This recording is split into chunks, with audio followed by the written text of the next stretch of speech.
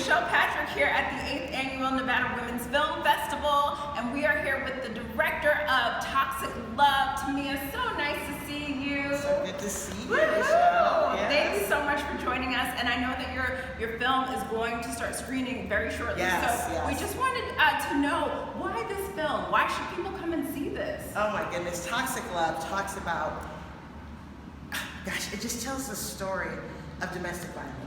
But it tells the story of domestic violence in a wealthy household. So we never usually hear about domestic violence in wealthy households until we come to collect bodies.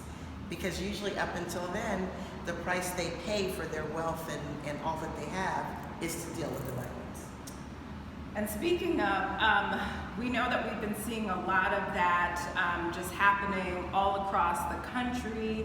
And I know that you're familiar, or at least with law enforcement. Do you want to tell us a little bit about your background and your history? Yes, actually, yeah. I'm a retired Las Vegas Metropolitan Police Department detective, and I actually specialize in domestic violence right prior to my retirement.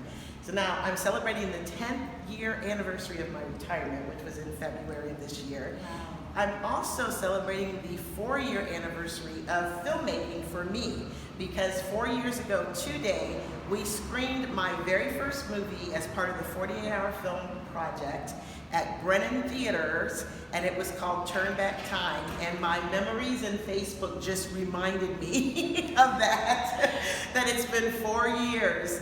And our film won there at the 48-hour film project. We won for social awareness.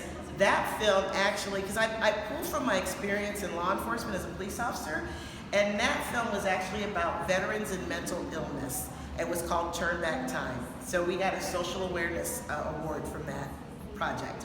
Anyway, so Toxic Love also pulls from my experience as a law enforcement officer, and domestic violence is something that every patrol officer deals with usually at least once during their shift.